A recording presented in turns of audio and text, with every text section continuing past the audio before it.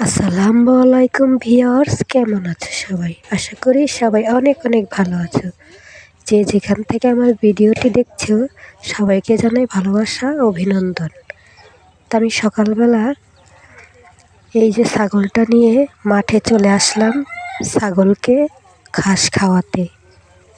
আসলে একটা জিনিস যদি আমরা লালন পালন করি তার প্রতি অন্যরকম একটা মায়া সৃষ্টি হয়। যেমন আমার এই ছাগলটি যদি আমি ভালো করে না খাওয়াই আমার মাথায় অনেক চিন্তা হয় যে একে আমি কোথায় নিয়ে যেয়ে খাওয়াবো। তারপর ওকে আমি ভালো করে খাওয়িয়ে পেট ভরিয়ে বাড়ি নিয়ে যাব।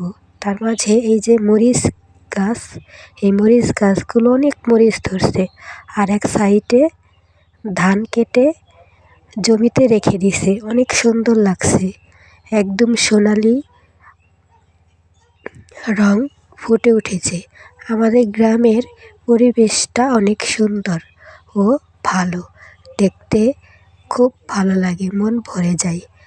মরিচ ক্ষেতের সঙ্গে ভুট্টা লাগিয়েছে। এই দেখো, একদম লাইন বেঁধে সারি সারি ভুট্টার গাছ ধীরে ধীরে বড় হবে। এইটা আমাদের বাড়ির সাইডেই, বাড়ি থেকে নামার পরেই এই ভুট্টার ক্ষেত এবং মরিচ ক্ষেত, ধান ক্ষেত দেখতে পাওয়া যায়। আমার কাছে তো গ্রামের পরিবেশ অনেক ভালো লাগে। কার কার কাছে গ্রামে থাকতে ভালো লাগে কমেন্ট করে অবশ্যই জানাবা।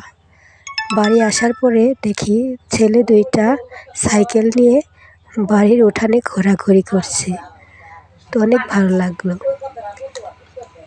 আমি খাওয়া দাওয়া করবো এখন। তো আমার ভিডিও তখন তোমরা যারা দেখছো ভালোবাসা, অভিনন্দন। আর নতুন যারা আছো আমার চ্যানেলটা সাবস্ক্রাইব করে দিবা। ভালো লাগলে কমেন্ট, শেয়ার, লাইক করে দিবা। আল্লাহ হাফেজ, ভালো থাকো, সুস্থ থাকো।